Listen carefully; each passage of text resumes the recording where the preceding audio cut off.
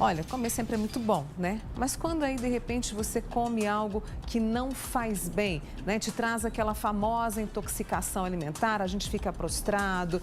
O que a gente pode fazer em relação a isso? Será que basta lavar os alimentos da forma correta, lavar as mãos? O que a gente pode fazer? E olha, quantos casos você e eu já ouvimos aí, né, sobre isso, sobre intoxicação alimentar. Eu vou ao vivo agora com a repórter Vasti Lauers, que tá bonita demais da conta. Bom dia, Vasti. Estamos aqui tomando um vento hoje. Ai, essas manhãs de outono são tão lindas e tá tão gostoso o tempo, né? Tá gostoso, tá fresquinho, mas o vento vocês não reparam não, viu, gente? Que nós vamos ficar aqui arrumando cabelo. Ah, tá ótimo. Deixa a vida Aquele fluir, charme, né, de comercial.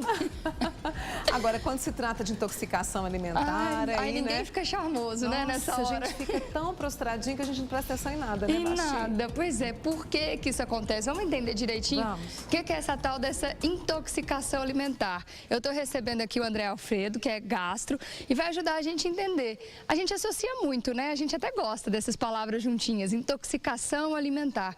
E isso é bem recorrente mesmo, porque às vezes a gente tem uma dor de barriga, uma azia, alguma coisa, e fala, ah, é alguma coisa que eu comi. Normalmente é a comida que é a culpada mesmo? Muitas vezes. Bom dia, obrigado pelo convite. Então, trata-se realmente de uma doença muito comum e além de ser muito comum e pegar de pessoas muito jovens, né, muitas vezes bebês, até mesmo idosos, ela estraga a festa, né? Então, tudo que a gente não quer.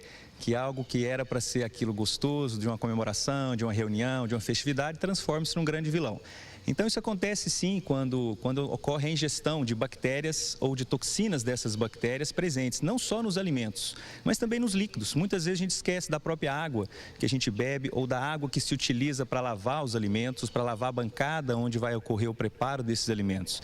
Então seja nesses alimentos ou nesses líquidos, se ali naquele alimento, se ele foi mal preparado, mal condicionado e ali existe bactérias ou toxinas, isso ao entrar no estômago e no intestino vai causar sintomas num grau grande de variação de intensidade. Então tem gente que pode ter um vômito simples, uma dor de barriga que dura 3, 4 horas e se resolve.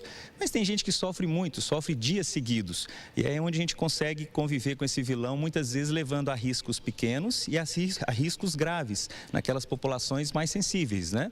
Então a intoxicação alimentar é muito frequente, é muito fácil por um descuido, por um deslize, um esquecimento, a gente pegar um bichinho desse, ou uma toxina de um bichinho desse presente em alimento.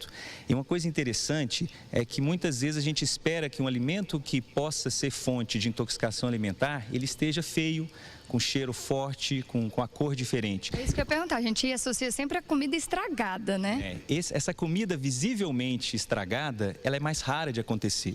Então, muitas vezes o alimento já não está legal, já não está próprio para consumo, já vai causar consequências feias e graves, mas ele não tem esse aspecto.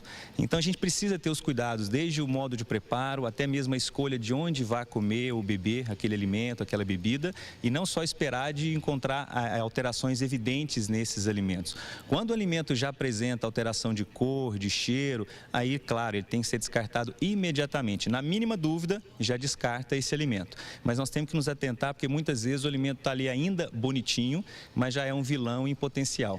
Como é que a gente faz a conservação desse alimento, então, para evitar, né, que ele esteja estragado, esteja com bactéria e a gente não esteja vendo? É a geladeira que é o lugar mais seguro para conservar esses alimentos mesmo? Sim, as altas temperaturas, umidade, tempo de exposição ao ar livre são coisas que aumentam muito a chance de qualquer alimento ser contaminado. Para cada alimento tem um ideal de conservação, isso é muito específico. Alguns alimentos devem ser mantidos congelados, né, no freezer, outros devem ser refrigerados, mas de uma forma geral, uma coisa que eu vejo muito, que acontece muito sendo a causa de intoxicação alimentar, até pela frequência, é o alimento que é retirado da geladeira ou o alimento que terminou de ser preparado, né, para a refeição e ali ele fica exposto mais de 2 horas. Ou seja, já está bem provado que 2 horas aquele alimento exposto, algo que acontece muito frequentemente em reuniões, em festas, bolo de aniversário fica ali. Em casa, a comida em cima do fogão ali, às vezes demora esse tempo. Então, se não for para consumo imediato, se a previsão é passar mais de 2 horas sem um consumo, muito antes que isso, deve-se tampar, refrigerar, deixar na geladeira e depois pode até ser reutilizado? Às vezes sim, mas essas 2 horinhas que o alimento fica fora da geladeira ou aquele alimento que é retirado do freezer e deixa-se congelando, descongelando naturalmente, são alimentos que aumentam muito o risco de causar depois uma intoxicação intestinal. Você falou da conservação e do lugar onde a gente prepara o alimento, né? E eu já vi dizer por aí, não sei se é verdade, que às vezes a nossa pia na cozinha costuma ser mais suja do que a própria pia no banheiro, né? Tem mais bactérias por ali. Como é que a gente limpa esse local, o que é seguro e até os próprios alimentos? Isso é muito importante, porque muitas vezes a gente coloca a culpa no alimento, mas às vezes o problema não vem do alimento em si. Às vezes o alimento foi contaminado pela pia suja, que deve ser lavada como toda a superfície, água, sabão, se puder desinfetar melhor ainda, e nas nossas mãos também. Então não só a bancada que vai preparar esse alimento, mas as mãos de quem prepara esse alimento, quer seja na rua, em algum restaurante, em algum barzinho, em algum quiosque fora de casa, mas principalmente dentro de casa também. Então nosso velho hábito de lavar as mãos sempre, né? Chegou em casa, ou pré-preparação de alimento, ou sempre após a ida ao banheiro, isso muitas vezes gera contaminação ali, nós mesmos gerando para os nossos filhos, para os nossos parentes, para uma festividade, e depois vamos ter o resultado muito ruim, né? Então deve se preocupar sim com a água que é usada para lavar esses alimentos, com a bancada usada para preparar esses alimentos e com a própria pessoa. A pessoa tem que lavar a mão, quem está gripado, quem está com alguma virose, evita de preparar alimento naquele dia, principalmente para um número grande de pessoas, né? Que são onde a gente observa intoxicações alimentares de maior escala. Tem utensílios que são piores? A gente às vezes fala bastante da tábua de carne de madeira ou os talheres de plástico. Esses são piores mesmo para acumular? Esses materiais que são mais difíceis de serem limpos, né, limpos verdadeiramente, então de plástico, de madeira, tudo isso é mais difícil. A gente percebe que mesmo ao tentar lavar uma tábua de madeira, por exemplo, que você preparou algum alimento cru, quer seja uma carne, quer seja o peixe, você pode esfregar, fazer um esforço, mas ali você olha e vê que pode ter algum resíduo da comida anterior. Isso vai passando para outros alimentos preparados e infelizmente chega até o nosso estômago, até o nosso intestino. Então, o sol mata essas bactérias? Porque às vezes a gente faz isso, a dona de casa põe lá na janela, põe para pegar um sol. Isso pode até piorar, mas porque as bactérias, elas precisam de condições mais fáceis para se proliferar. Às vezes o alimento até tem uma quantidade muito pequena de bactéria, porque bactérias estão em todo momento, estão aqui, estão nos alimentos, mas quando elas se proliferam e aumentam de 1 para milhões, isso pode acontecer muito rápido, é onde o risco de intoxicação, ou seja, o risco do nosso organismo não conseguir se defender e com isso adoecer e sofrer as consequências, ele é maior. Então, condições de muita umidade, de muito calor, isso são condições que facilitam o crescimento bacteriano, eles gostam disso. Não estamos falando de um calor excessivo, né, e nem de muita água, mas aquela carne, por exemplo, que você tira na noite para descongelar, para fazer um churrasco no outro dia. Aquilo fica molhadinho, às vezes no solzinho fica quente ou fica guardadinho, e ali pode estar o perigo para a festa não terminar bem no dia seguinte, né? Você citou aí a carne, está entre os alimentos que têm um risco maior? Quais seriam os outros? Sim, então todos os alimentos eles podem guardar esse risco de causar intoxicação, principalmente devido a esses cuidados que podem faltar, desde a sua conservação até mesmo o seu preparo. Mas os alimentos crus, a carne cruas, o ovo cru, usado frequentemente nas maioneses, por exemplo, maionese tem aquele mito, é o ovo cru que está ali, né? As folhas, verduras, saladas em geral, que são coisas muito boas, que nós recomendamos muito, mas são alimentos difíceis de serem limpos totalmente. Então, alguns cuidados específicos, como deixar de molho em água específica para fazer a higienização, muitas vezes ajuda muito. Peixes, derivados também, frutos do mar, são coisas que nos preocupam mais. A própria água. Então, muitas vezes a gente lembra de alimentos. A gente às vezes tem um cuidado total com o alimento, mas vai usar um copo sujo ou uma água não filtrada. Isso tudo pode nos trazer problema também.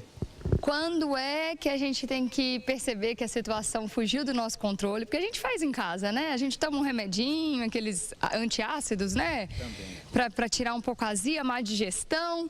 Mas quando é que a gente percebe que isso chegou a um nível que eu preciso procurar ajuda médica? Isso é muito importante a gente falar. A intoxicação alimentar, na maioria das vezes, é um quadro mais leve, que pode durar apenas algumas horas, causando os sintomas mais comuns, que são náuseas, vômitos, dor na barriga e diarreia. Mas quando isso se prolonga muito, e esse muito é depois de 12 a 24 horas, ao invés do paciente perceber já melhora do quadro, uma diminuição, se ele percebe uma continuação dos sintomas, e principalmente quando isso ultrapassa 3 dias, é um dos sinais que a gente deve preocupar. Além dos sinais de alarme, que também a gente pode ficar atento desde as primeiras horas de uma intoxicação, o organismo já pode nos dar sinais de que a coisa não está bem, e é preciso um suporte médico desde o início, como por exemplo febres altas, calafrios, vadios, presença de sangue nas fezes ou sangue nos vômitos e aqueles grupos de riscos. Então, existem grupos de pacientes que não precisam esperar sintomas tão intensos no começo e nem sintomas tão persistentes como para a maioria. Mas crianças, idosos, gestantes e aqueles pacientes que têm doenças que já diminuem a imunidade, fazendo quimioterapia, problemas no rim, no pulmão, esses precocemente perceberam que começaram com quadro de vômito, diarreia, possível intoxicação alimentar, eles devem ficar atentos e procurar ajuda médica para não ter problema e ter um quadro mais leve e sem risco. Tá certo. A Mônica está lá no estúdio e tem pergunta aqui para o doutor André, né, Mônica? Tenho, para o doutor André. Oi, André, bom dia para você. Prazer recebê-lo aqui no Manhã Total. É a Miriam do Jaraguá, Vaxi, doutor André. Ela diz o seguinte: esse tema é muito importante para a saúde. Pergunta se o vinagre ajuda na limpeza da pia e outros utensílios. Tem gente que usa, né? Vinagre e água sanitária também, né?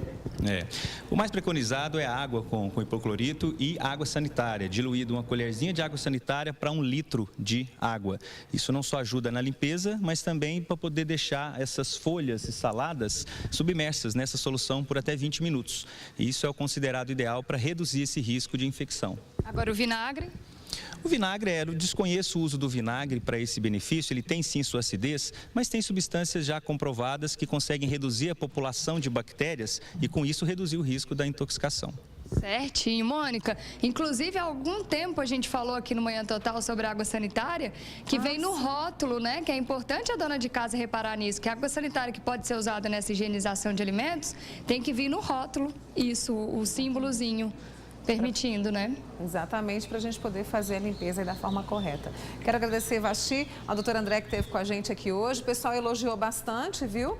Porque intoxicação alimentar é tão comum. Faz parte da nossa vida, né? E o pessoal agradecendo aqui também a participação do André no Manhã Total, viu? Um abraço para vocês dois. Até mais. Até mais.